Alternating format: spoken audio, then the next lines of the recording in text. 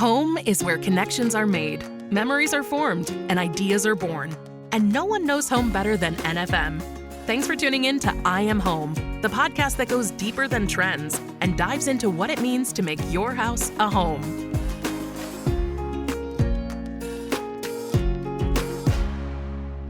Tyler Weiskup here from NFM headquarters with Becca Sudbeck, Brand and Creative General Manager. Hi, Tyler. Hey, Becca. And I also have Hilary Waltemath, Visual Display General Manager. Hey. Hey, Hilary. And today, we are so thrilled to bring you an interview with Rachel Balkovec, a three-time first woman in professional baseball. She's a full-time strength and conditioning coach, a full-time hitting coach, and now a minor league manager for the New York Yankees, and from Omaha, Nebraska. No less. So we're thrilled to talk to her. But before we get to that, let me tell you why we're even doing this podcast. And that's because NFM is more than just your everything home store. We're in the business of improving lifestyles because your home life should be your best life. Learn more at nfm.com. And we're on with Rachel Balkovec. Thank you so much for joining us today. Thanks for having me. Great to be with a local Omaha brand. Yes. Absolutely. So I just want to talk through your resume a little more formally for our audience, if that's okay. Mm-hmm. Rachel has been in professional baseball for over 10 years. She's enjoyed stints with the Cardinals, the White Sox, the Astros, the aforementioned Yankees, just to name a few. She's got a variety of coaching positions, starting with getting her start with strength and conditioning. And in 2019, started by earning a master's degree in human movement from Vrij University in Amsterdam. Mm-hmm. She reinvented herself as a hitting coach, focusing on biomechanics, which sounds super incredibly smart and like really, really awesome. And that led to a driveline baseball fellowship in Seattle, and then a hitting coach job with the Yankees. And this year was her first year as the manager. Sorry, I'm very, very nervous, Rachel. Honestly, like most nervous I've been in any of our interviews, just so you know. Wow. If only you saw the bedroom I was sitting in, you would just laugh. I should do that. It's not that intimidating. Perfect. I'm excited for the pan around after we're done. Okay, so you're the manager of the Tampa Tarpons, which is a Yankees minor league team. And that's just, again, your professional baseball resume, which really just scratches the surface. Like I said, I could go on and on just looking at your accolades and all the things that you've done. But I think I'd love to jump in by asking, Rachel, you're a 2005 graduate of Scott Catholic. I'm a 2005 graduate of Gross Catholic High School. So I feel like we're not even allowed to do this interview because the rivalry is real. I mean, at least that's how we felt on the Gross side. Yeah, the wrestling rival. Oh, it was deep. And I was I actually have really my best friends were Gross Catholic High School graduates. I went to a couple of dances there because I played softball cross town in Ralston. So yeah. Yep, very familiar. Connections abound. Yes, very familiar. And I saw that you were the Scott's 2019-2020 alumna of the year. Mm-hmm. Is there something special about earning a reward like that? I mean, the feelings wrapped up in high school. And I mean, if I ever won something like that at my high school, I don't even know that I'd show up just because high school, there's a lot going into that. Yeah. Yeah, I didn't like high school, but I know some people think it's the glory days. I thought it was like the nightmare days, Agreed. I definitely wasn't the popular kid. I definitely, if you had told me I was going to win Alumni of the Year award, I would have laughed at you. I think the only thing that I had going for me really was sports, I shouldn't say that. I had a lot of things going for me, but high school wasn't by any means like the glory days for me, but it is still meaningful just to have more so for my parents, because you look back and I hated my high school days and I probably was like a normal teenager and was mean about it. And I couldn't wait to graduate and get out of Omaha. But at the same time, I look back and realize just how much my parents put into our education and making sure that we were set up for success when we were younger. So I think it's just meaningful to have that for my parents and my family and kind of the legacy of my family and my last name, which is really cool that, I haven't been married. And so my name hasn't changed. And so it's cool that my parents get some of that recognition, and they bask in the glory of being my parents, So, I'm kidding, but I'm not, just for them to be able to, have their last name show up in the papers in a positive light. And I think that really carries a lot of weight for them being proud. So that's really meaningful for me. Yeah. That's such a good point. Yeah. Love that. Well, if I can jump back into the Wayback Machine a minute, you kind of manifested all the things that we were talking about at the beginning of this, right? I mean, as a kid, you were talking about envisioning yourself blazing a trail. And I think this was like in 4th grade. Just the idea of your Midwestern work ethic, instilled by your mom, first in the family to get a college degree, working and then taking night classes, and then your dad getting up 3:00 in the morning, go to the airport to work, and talking about just earning everything that you got. I mean, can you kind of speak to this idea that you were able to just make this happen? I know it's a process, but and it's been a long time coming. Yeah. But envisioning yourself doing this from an early age, I'm just kind of fascinated by that. Yeah, I could go on for a long time about just understanding my background. And I've been asked these questions a lot. So it's created this curiosity within myself of why am I like this? Because at first I just thought, I'm just doing what everyone does. And then you realize like, it's not actually, it's very different. And what's allowed me to persevere and have that grit and the hard work and be resilient when there's, strangers talking crap about you on the internet and all those things, all of it, all the difficulties I've faced as an adult. It's really an ode to my parents and my family. Again, like you mentioned, good job reading my Instagram and doing your homework. Both my parents really outdid their upbringings, and they both were had difficulties growing up in their own ways. My mom was raised in a small farm town, not so small anymore, but at the time was a tiny little farm town called Gretna. And she had kind of a rough go at it and was the first to graduate college in her immediate family. And then also my dad, same thing, was the first to graduate college in his immediate family. Oh, wow. He came from a pretty poor background growing up in North Omaha, and just, his dad was a World War II veteran and a factory worker. And I think, he got himself into a better situation. And so that's not lost on me. My parents were both really raised in tough upbringings and had to work and earn their way.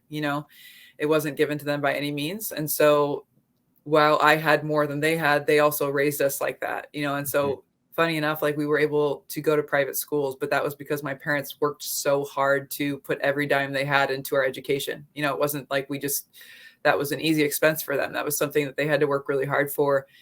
And it's not lost on us. We are really grateful for that, and we understand it. And so knowing that, it's like, okay, well, what am I going to do with my parents' hard-earned, money, essentially, that they invested into us, and just how they raised us. It's just, they raised us almost as if we were poor. Nothing was given to us. We had jobs when we were 14. My sisters and I joke that we thought we were poor because of the way our parents raised us. Is nothing was ever, it was always, we can't afford that, we can't afford this, but they were kind of lying to us, or they were very frugal. We probably could have afforded it, but they didn't want to give it to us. They wanted us to earn it. We never just went to the store and got gifts for no reason.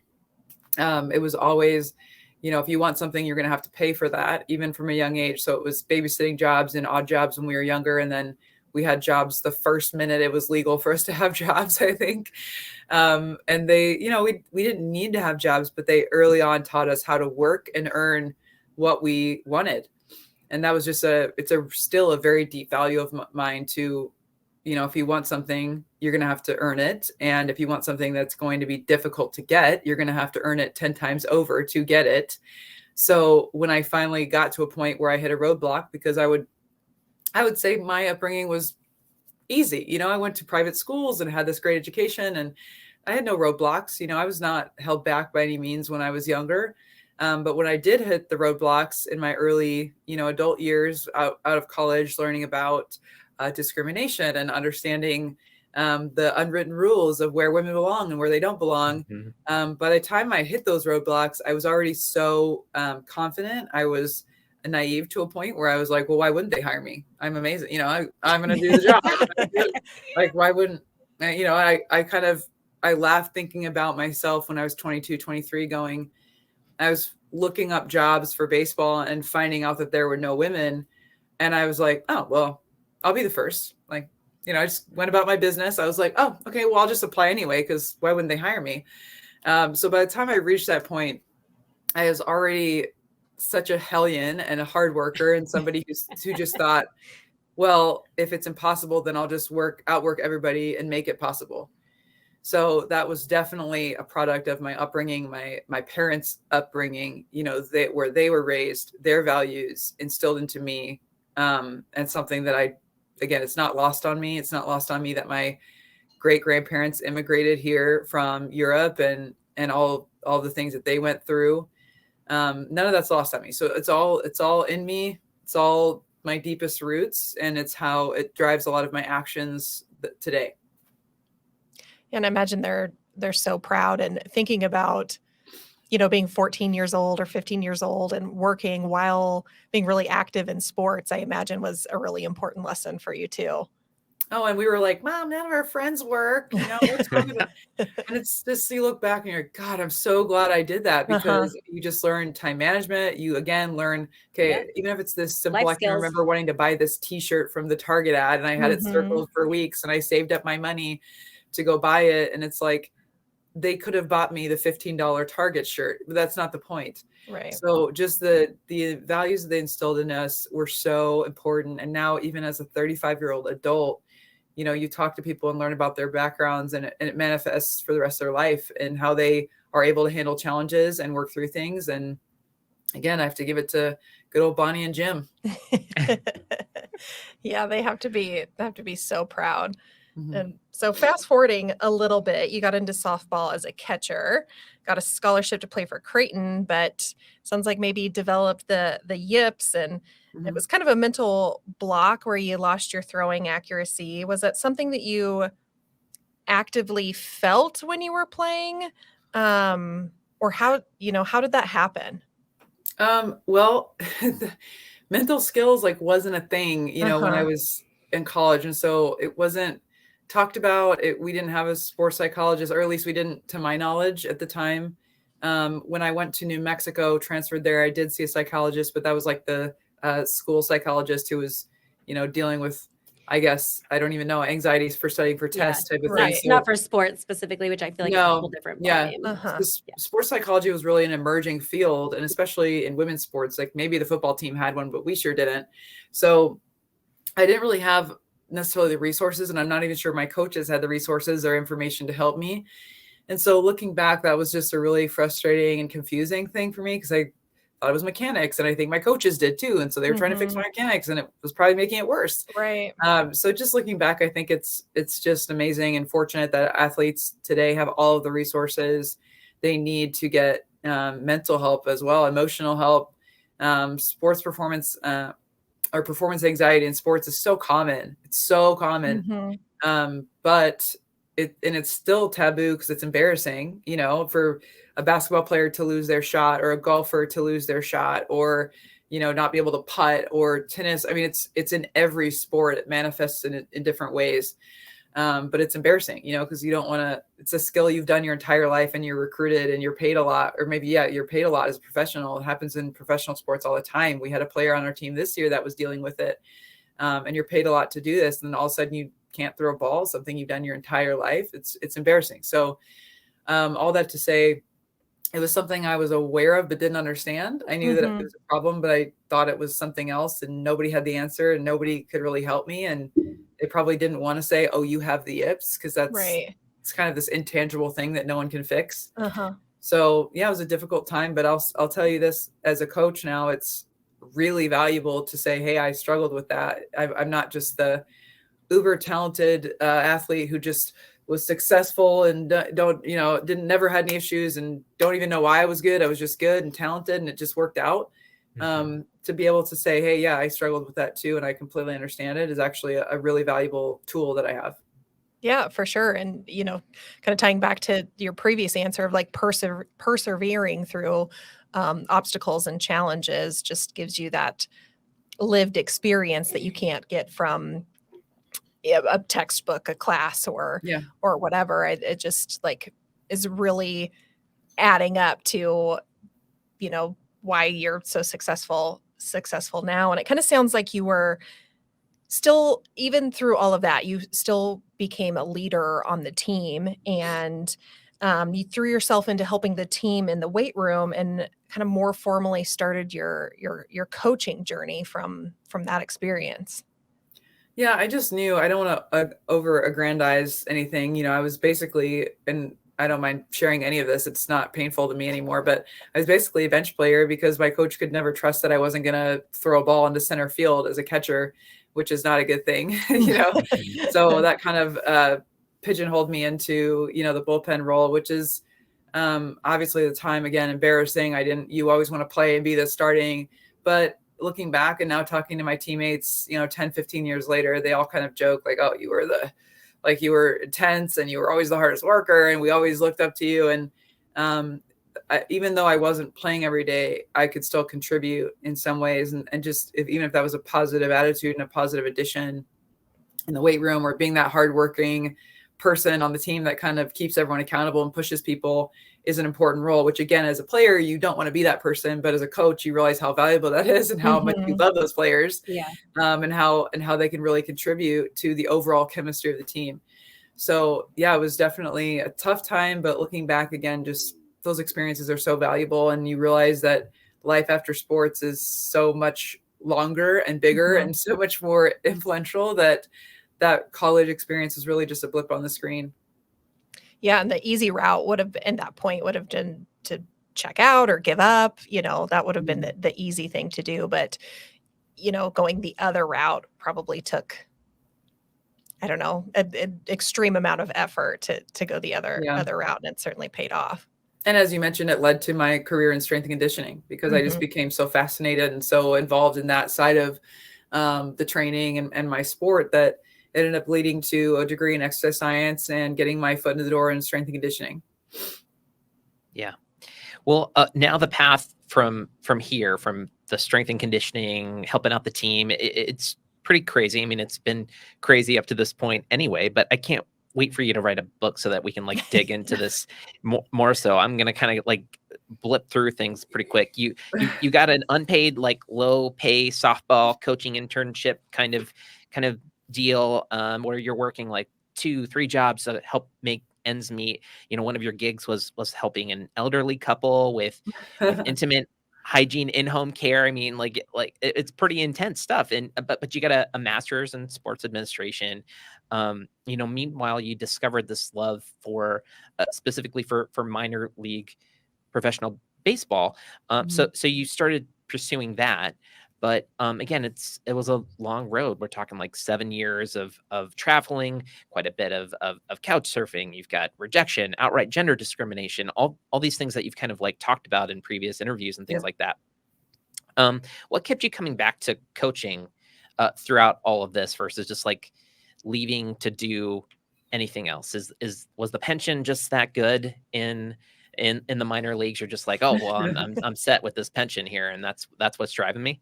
That's funny. No, usually people say in coaching, you're not in it for the money, but I will say I'm very fairly paid. I believe in counter offering and pushing, to get what you're worth. So I'm fairly paid and all of that. But I would say definitely one of my key passions is player development and just using sports as a vehicle to create human development in these players. So that's definitely something that has stuck with me as a passion, and minor league specific because of this long journey that they go on.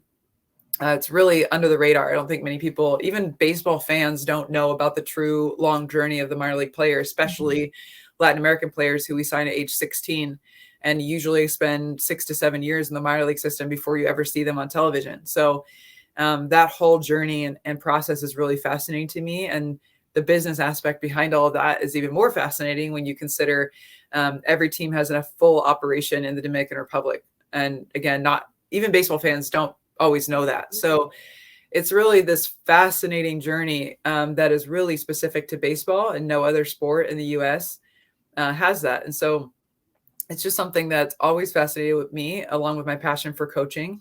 And I do think there's right around the corner for me is to get into administration and the front office side of things, because really, I think basically universal to any business, decisions are made at the top. And so you can only do so much as a coach where, as eventually your coaching style and your ability to do your job is affected by the decisions that are being made above you. So that's definitely in my future, probably in the near future. Oh, exciting. That is. Well, one of the quotes that jumped out to me as I was preparing for this interview, kind of like hinted at it already, is that if more people knew about the journeys and personalities of the minor league players, the stadiums would be full. And I think you've kind of like hinted at this, but I wonder if you can dig a little bit deeper at the sentiment. I mean, people anymore, it's like we're seeing this more and more. And if you understand anything about marketing, and just like you just said, I noticed at the beginning of the podcast, you said, okay, if this was just about furniture, nobody cares, but it's about lifestyle. It's about creating a home and creating a place for your family to connect. That's what your angle is with marketing with Nebraska Furniture Mart. And it's all true. It's just changing the verbiage to basically make connection at the forefront. And that's what more and more and more, especially the younger generation, they're not just connecting with a brand or a logo as much as, our 80-year-old grandpas, said, oh, I'm a Yankee fan forever. That's not happening as much anymore. They, younger fans and younger people and just younger generations, including myself, I'm 35. We connect with the human experience. We connect with the person. We don't connect with the brand. We connect with this connection and creating the experience. And so understanding where these players came from will make better fans and stronger connections for the fan base. And I just think like people don't understand these crazy journeys that the players go on, and they all have a crazy story. My story's crazy. And a lot of them have these incredible stories. One young man that we had on the team this year is from Cuba, and his story of escaping Cuba, and literally hiking through the jungle for 3 days, staying in people's basements so he wasn't caught in Haiti, and then arriving in the Dominican. And his story is phenomenal. It's a movie in itself. And there's a long list of players that have stories like that. And so I think if people understood those stories and knew those stories, they would be more likely to follow that person, and in turn follow the team. But again, people are not connecting with this team logo brand. They're connecting with humans. So I think if more people knew those journeys, they would be more apt to be fans of the players and baseball in general. It makes a lot of sense. I know one of our event people was actually talking about the Savannah Bananas and talking about kind of like how that's kind of helped like create this whole new wave of sports fans. And in a lot of ways, sort of what you're talking about, just kind of figuring out a way. I mean, they have the huge like funny component of it, but also there's the storytelling component of it too. I mean, do you think that that's I don't know, could you speak to just like that impact on baseball and if that's making bigger waves and changes to things that you work on? Yeah, I mean, the Savannah Bananas, huge fan. Jesse Cole and Emily Cole, huge fan of them. Knowing their story, I've listened to his podcast. My broader vision for my career is to be a general manager. And that's not just to make baseball decisions. It's also marketing and business decisions. And I definitely think they are a blueprint for bringing fun back to baseball, or bringing more fun to baseball, I should say.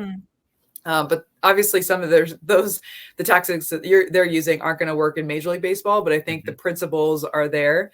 And it's just really a fantastic way to bring more fans to the game and to bring, to the common complaint is baseball's boring, right? So what they're doing is making baseball really fun and really entertaining, and considering it an entertainment product and not just a sport. So I think that that's another angle to take, is the storytelling, but more so even just like we're mentioning, is the entertainment aspect. People who don't know anything about baseball should be able to go to a game and enjoy it. And we're seeing that in the NFL. We're seeing that in the NBA. Although basketball is probably a little bit easier sport to follow, there's a lot more action, and football is kind of the same way.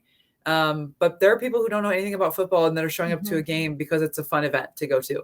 Yeah. So and again, I think that proves too that you can there's room to color outside the lines, or take some risks, just take a different approach to it. It doesn't have to be the same because it's always been the same. There's opportunity there. Yep. And just like anything else, I would reference the book Purple Cow. I'm forgetting the author. I just read it again.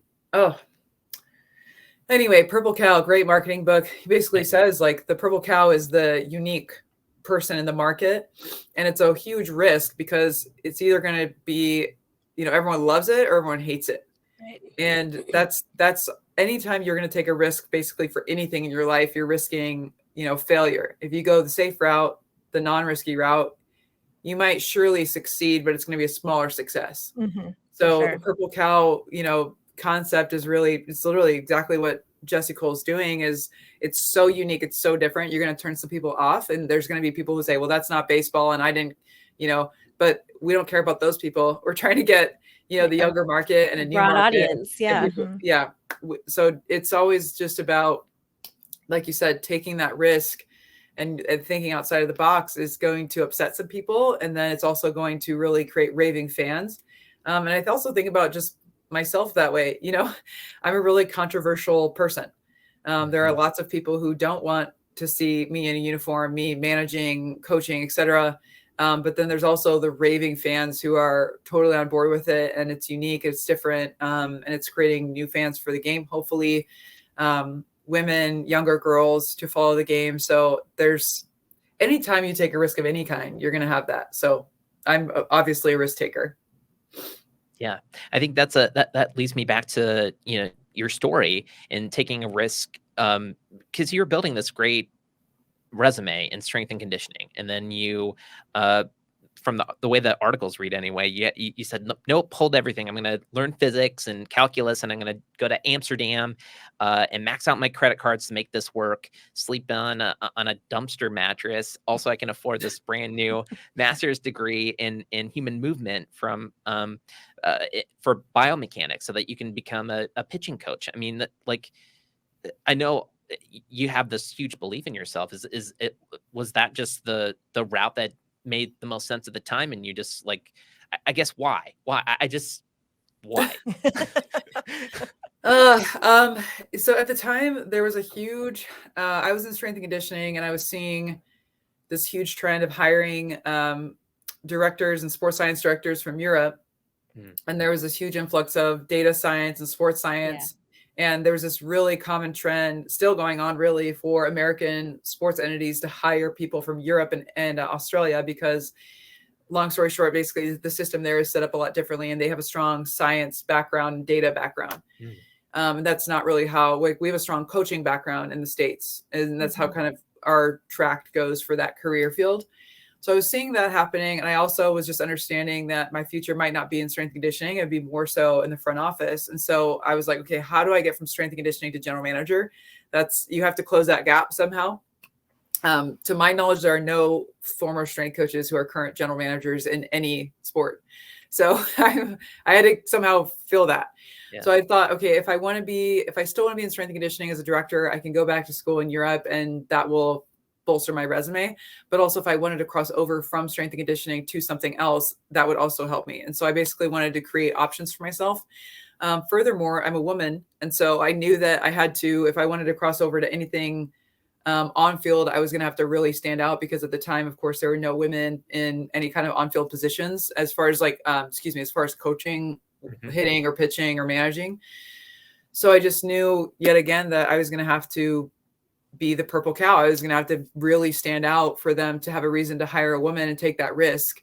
And so all those factors combined, one of my mentors, Dylan Lawson, who's now our major league hitting coach for the Yankees, he was a mentor and kind of somebody who pushed me in this direction, but he encouraged me to look into eye tracking, which is very unique. And it basically is the study of how hitters hit a moving ball at 95 miles an hour. And so my degree technically was human movement sciences, which was just basically a fancy way of saying studying the eyes and the brains and how that translates to then movement. So biomechanics. So I studied eyeballs for 18 months and understood some of the current research, and then also went on to do my own research, which was unique at the time. And it still is very unique to have live hitters who are facing live pitchers and studying their eye movements and their pupil movements while they're actually hitting a baseball. So I was able to do that, which made me an extremely, extremely unique candidate. And not only that, but I went to Driveline Baseball, which is the premier performance facility in the entire world for baseball. They're more of a research lab combined with high-level performance training for baseball. So it made me really unique, and it made me hireable. So I was able to get that job as a rookie league hitting coach with the Yankees because, again, I took risks and did what most people would consider crazy. As you mentioned, moving across the world with 3 suitcases. I created a bed out of 3 mattresses that I pulled off of the curb outside of my apartment building.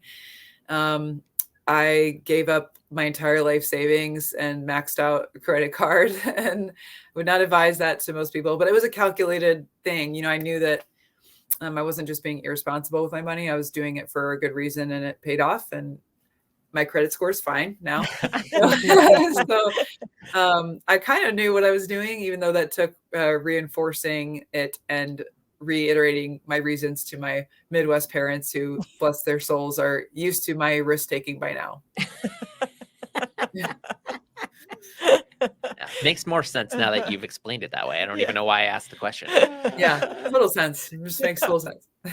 Well, and all of that's kind of led you to, of course, where you're at today, and you're doing what you love. You're in the history books.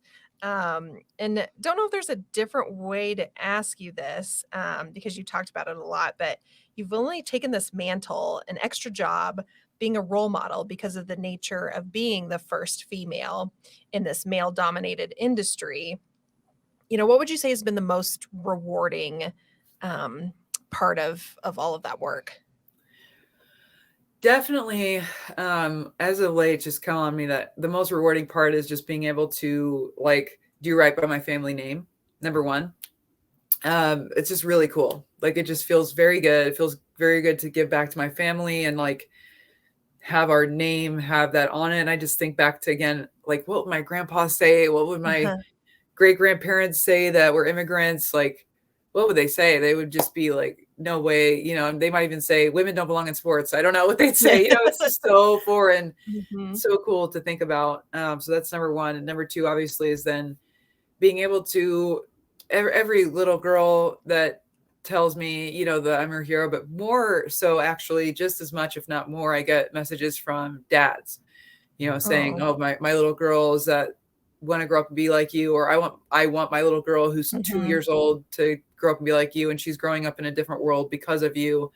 Those things are really rewarding and impactful for me, and frankly keep me going when I'm feeling just the many times I've felt like quitting. Yeah. So those things for sure are just really, really impactful for me and motivators. Yeah, for sure. And then just have a goose skin thinking about that. And I'm sure there's a whole list, but what's been the most challenging with all of that? Oh my God.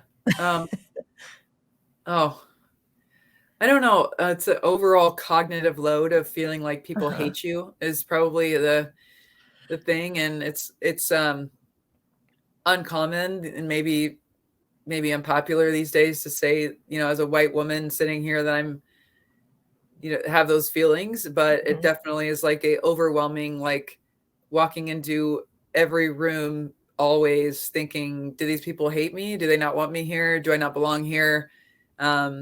Do they not respect me?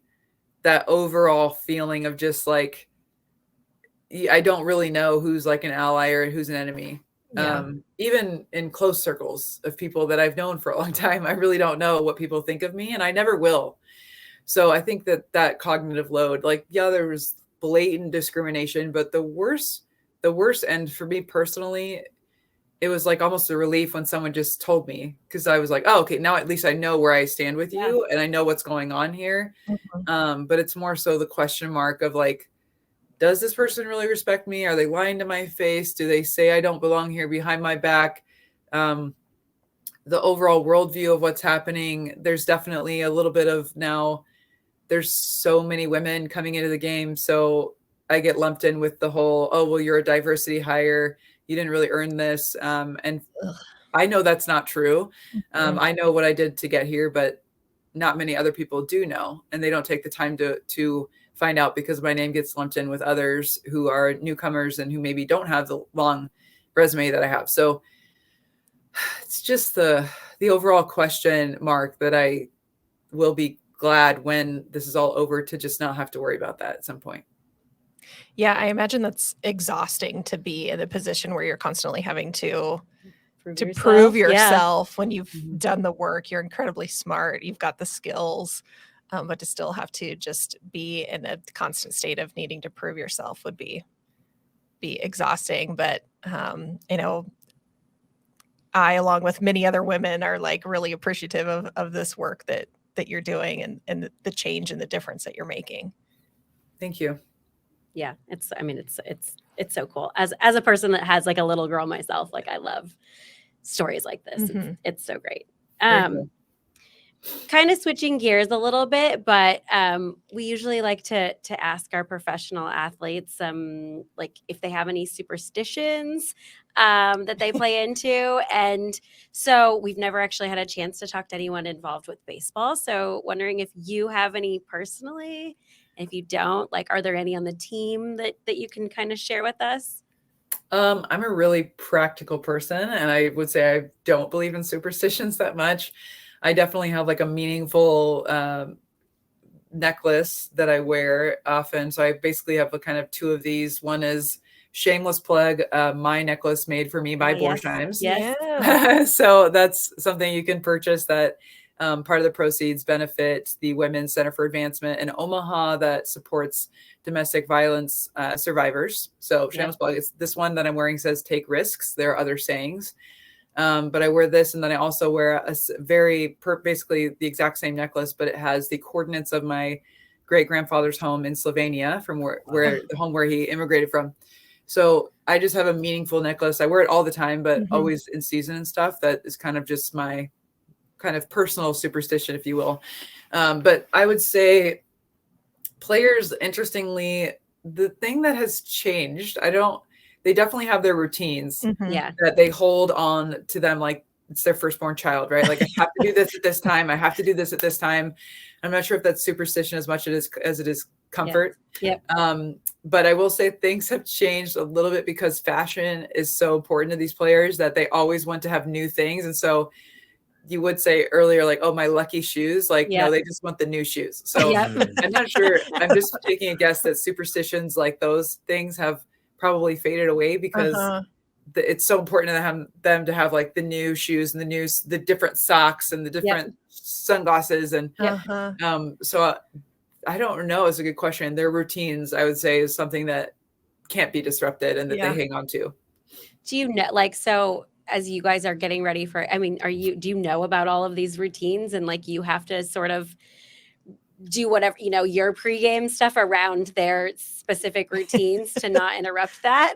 No, some guys, sure. I just know that they have their things that I'd say, hey, can we have a meeting? And they're like, oh, I've got, my ice tub, and then I've got to meet the trainer, and then I've got to do this. So you kind of have to work around it. But overall, they mold to what the team needs to do. Okay.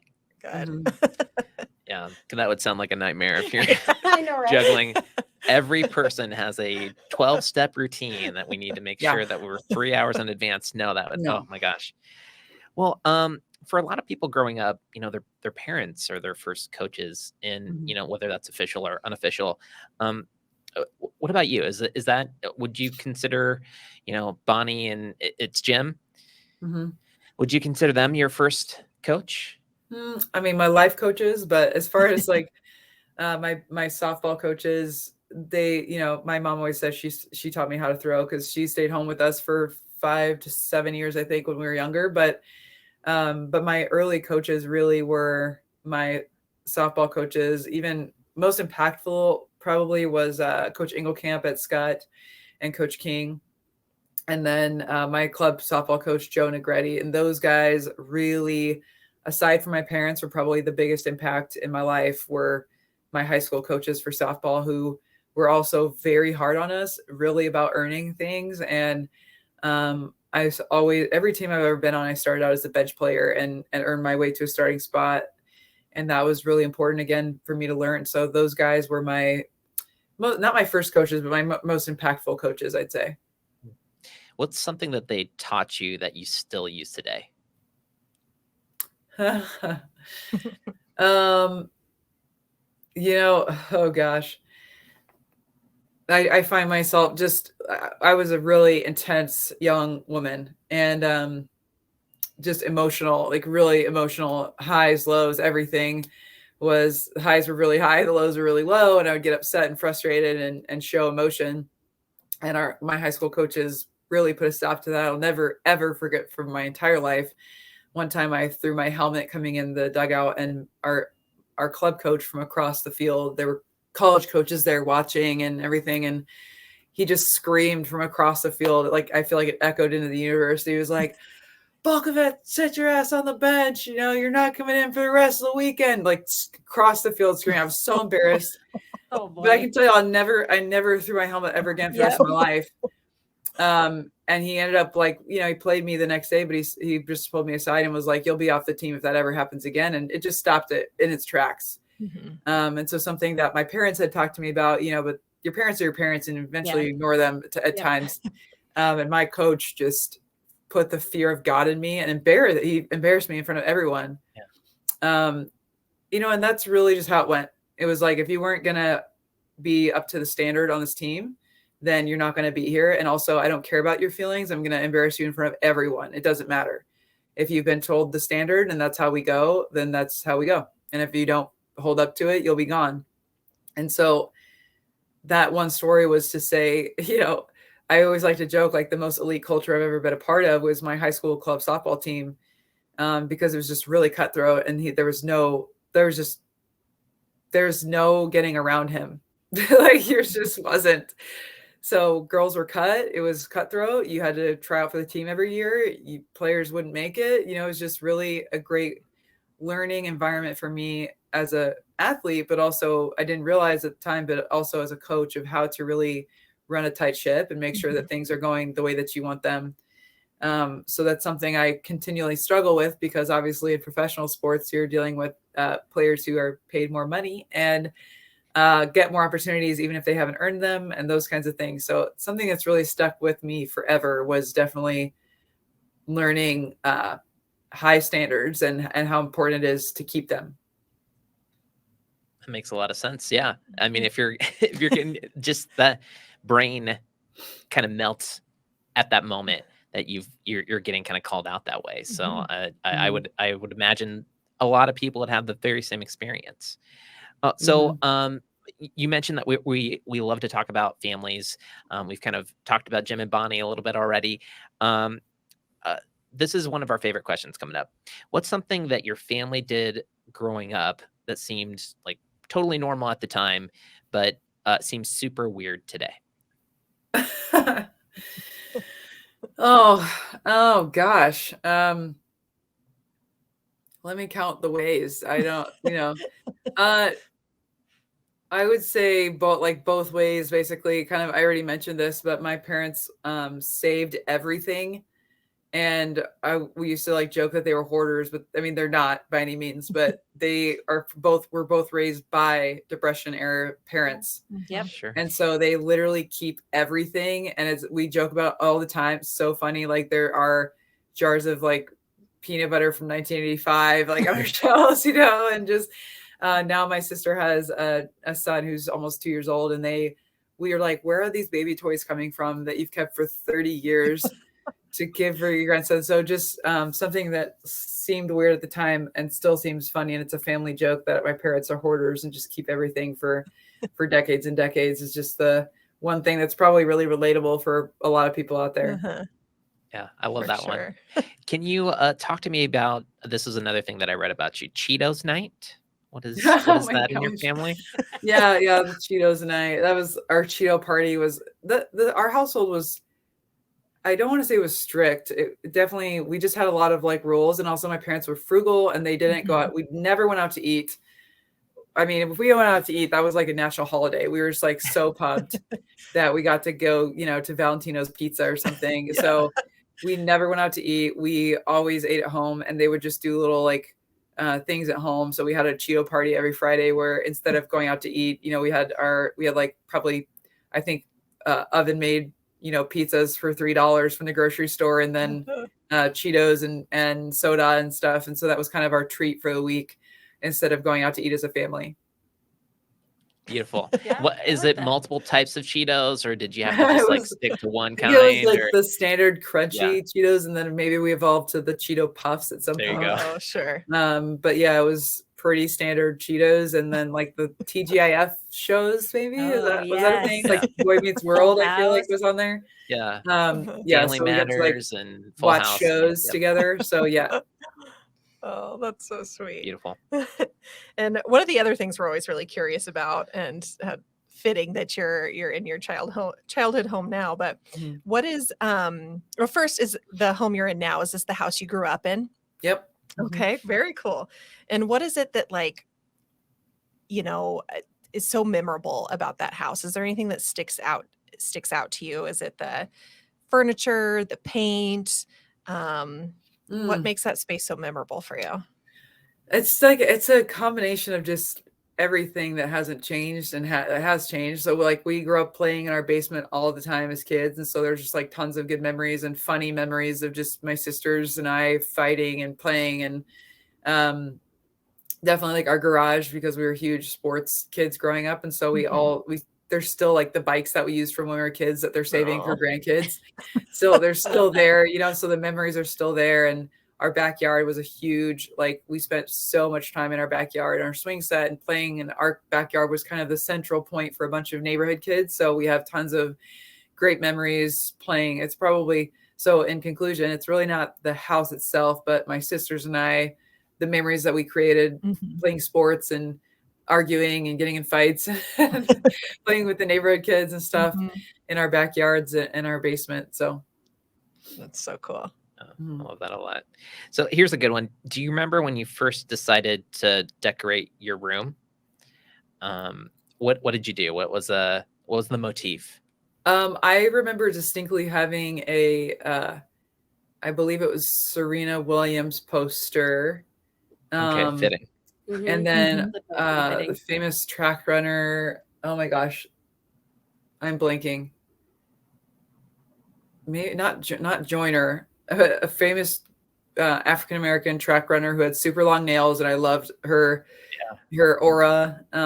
So I remember having a couple of those kind of like sports posters. And I also feel like I remember, maybe I didn't have the poster on my wall because I think it was controversial actually in my home, but Brandi Chastain ripping her shirt off. I feel like I remember that either being on my wall or in my room. Yeah. So just like some women in sports, I remember having those posters up. That was probably in my early teens. So that's something that I remember doing in my room. Yeah. So what about, I know you're doing this interview from your childhood home, but what about your personal home today?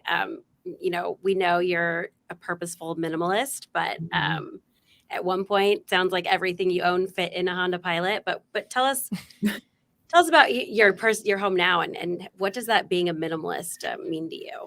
I usually say I don't have a home, which is kind of true. So I own two properties, but I am only there for function. And so I own a property in Florida that I purchased and I rent out, and I'll live there in the season, but it's really just like walls, like my home is really just a home as an idea is kind of what I say. So it does feel good at times to be able to just sit somewhere and get a routine down, but also I move around so much, and I also like to think of myself who is somebody who doesn't need a routine to feel comfortable or at home or to keep up my health habits or whatever that is. So I do have a home in Florida and I have a home now in Nashville, but they're both more or less flexible homes and investments that I rent. So if anyone's looking for an Airbnb in Nashville, I have one. It's really, home is just bad. Like, I've moved around so much that home is really more people in my life than it is a place. So it's just the relationships that I've made and connections I've made over time and friendships that have been either long or short that are impactful for me. And that's the feeling of home. And so do you think that like that's sort of like the fact that you've moved around so much, is that what's made you like a minimalist? Yeah. It's just, I mean, obviously it's easier to move when you have less things. I'm a minimalist of things, people, and thoughts. You know, I just, you that. move and you shed your skin. Like literally you give things to the goodwill, but also, you know, people or relationships that aren't serving you any longer, are, you just let them fall away, you know? So when you move around so much, it's like, you can't get attached to too many things because you will leave them.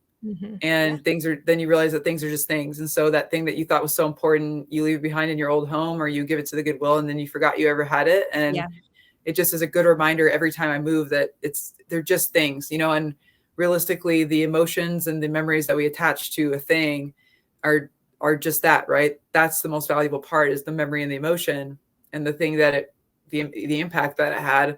It's not the actual object. And so, and even people too, you know. So the friends that we had in our life for a really long time that maybe aren't so close, I don't really see it as a bad thing to just leave that behind. It's okay. It was a huge impact and a very great, you know, season of my life, but it's no longer important, and it's okay to just leave that in the past. So it just has made me really look at things in a different way, and really put a higher value on, again, the people, the relationships, the connections, the memories, moments, experiences that we have is the most valuable thing in life. I like that. I like that a lot. But I also feel like you're just pushing against your parents, and you're just like, well, Jim and Bonnie, they were just collecting everything. So I'm gonna go the totally opposite direction. So, okay, well, there's some of that. Fair enough. Well, one of the things that you know we're talking about your tactic of like being able to fit everything that you own into the Honda Pilot, which I don't know if you still have, but I know that you again like to travel light. Can you kind of speak to the things that you're traveling with? I understand, like, you know, you've got some workout equipment, and one of the things that I saw, which was really interesting, is archery equipment. Like, where did that come from? Oh, funny. So it's now an old Land Rover. So the Honda Pilot was just a temporary purchase there. But the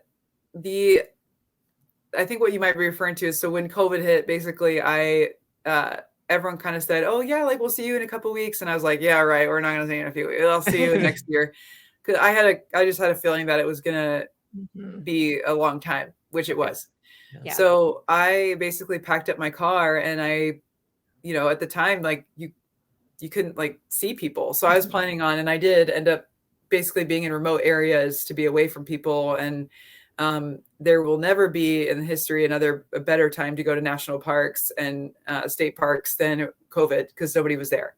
So I would basically packed up my car with the idea of, I don't know if this is going to be an apocalypse. I don't know if I'm going to have to like start hunting my own food. Like I just was like, okay, I need like something to kill animals, and I need something to sleep in. And so I basically packed up my car, preparing for whatever. So I had a tent in there, and I had like a sleeping pad that you could use for camping. I had blankets, a sleeping bag that was like sub zero temperatures. I had a bow and arrow set that literally was just kind of my way of dipping my toe into being more capable, because I didn't grow up in Nebraska. I did not grow up hunting or fishing. So it's something that I'd like to learn and get better at. But I basically packed up my car for the apocalypse and I just drove from Florida. I drove west and ended up staying in a couple of KOAs in my car, and staying with a friend. I'm sorry, what's a KOA? Sorry? What was you said a KOA? What was the? Campgrounds of America. So okay. They spell it with a K. So campground, it's kind of a camp. It's like a mix between camping and not camping, because you're kind of at a communal campsite with like a communal bathroom that is usually, you know, pretty nice. So it's not totally roughing it, but it's still camping. So I would just pull up into one of those KOAs. Those things were open, right? So there was plenty of things that weren't open, and hotels were at early stages, like everything was shut down. So KOAs were still open. And so I could go park my car at a relatively safe place and sleep in my car. And I set up my car to be able to do that. So that was that was that. And I also, of course, packed a barbell and plates and some workout equipment that I could use because I knew all the gyms were closed. So I basically used that workout equipment for the better part of a year, and just packed up, like I said, packed up my car for anything and everything and was ready for anything. And I'm glad I did, because I basically spent like 6 months of that year on the road, staying with different friends in more rural parts of the country. And it was, I don't want to make light of that year, but it was one of the best years of my life on record. And a really needed year after spending 18 months of rigorous work in school and traveling all over the world and being completely flat broke, and then showing up to Yankee spring training and making history. It was just a lot of noise and emotional turmoil in a rigorous year and a half, really 2 years. When COVID hit, it was kind of just this needed mental break. And I did, lose some people who were close to me. So I don't want to make light of it for anyone, but it was it was a great year for me, honestly. So that was a long tangent to explain why I had a bow and arrow in my car, but that's why. Well, I think there's an opportunity for 2 books here. That whole experience in itself, it would be that would be an interesting My read or book watch. will be called But Did You Die? Yeah. Appropriately titled. Right. Yep. Sounds about right. Becca, let's jump down to 17 here. So we read that you're also a highly in-demand public speaker, a mentorship coach. So it's closely related to like coaching, like you're doing now, but not exactly the same. So, I mean, what do you get from doing like that kind of work that you don't necessarily get from coaching? I definitely, it's a way for me to, I coach baseball, right? And I coach boys in baseball. And there's this whole other, like you mentioned, job that I have in life, which is to, focus in on women and, just all of these different avenues of inspiring and motivating people. And it's just something that's really on my heart, and also tons of people reaching out for that information.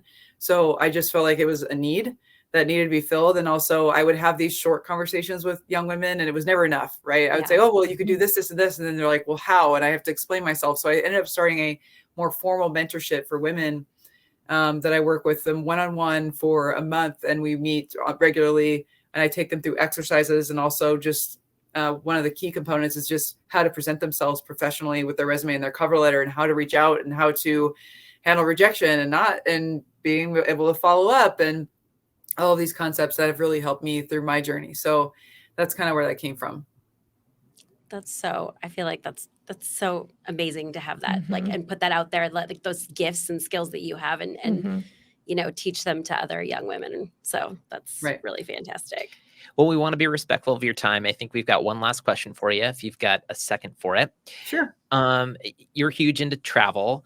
You're self-proclaimed Airbnb queen, which I love. And I mean, obviously the story that we just heard about you being like driving around in the pilot for all of the early months of the pandemic. I mean, it's really kind of cool, but you have this oddly specific lifelong dream of becoming a New Zealand sheep farmer. So first off, why? And second, is this like the retirement plan, or like, well, this is the last question that could be an hour-long answer, but you might have to edit this part out, but I've got I'm going to have to jump off in 1 minute here. So I'll try to make this quick, but basically the New Zealand sheep farmer. New Zealand is one of my very favorite places that I've ever visited. And it's just this magical place where time is a little bit slower, and it's so unique. And I love nature. I love traveling.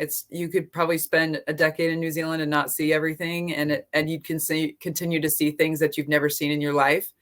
So that feeling of exploration would probably last quite a while there. So I would want to just start a sheep farm there, because sheep, there are more sheep than people in New Zealand, just for the sheep farm comment. That's why.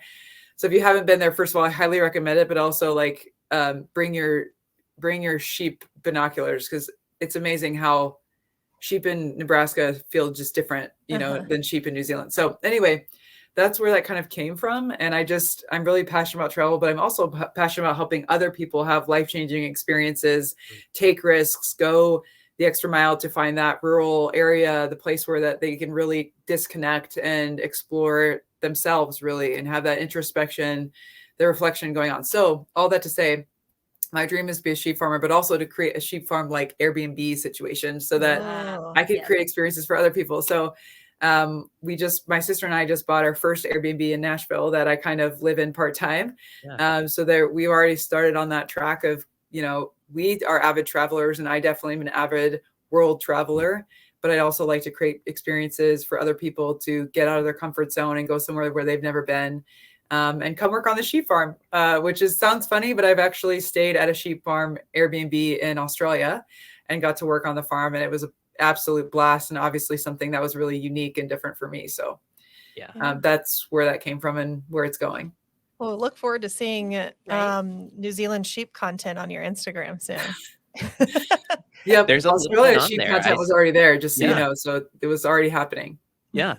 Well, Rachel, thank you again so much for joining our podcast today. Is there anywhere you want to send people? I mean, obviously we've got the Airbnbs, the mentorship, like just the website. Is that the best way?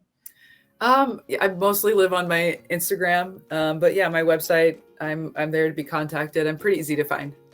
Perfect. Okay. Yep. And I think everyone who's listening at home, encourage you to go to nfm.com to learn more about our company and shop 24/7 for today's top furnishing styles. We'll be back again soon with another episode. Till then, remember, home is what you make it. Thanks for joining us today for I Am Home with Tyler Weisskopf, Hilary Woltemath, and Becca Sudbeck. No one knows home quite like NFM. So if you'd like more information on home design at NFM, please check out nfm.com and leave us a review on the podcast platform of your choice.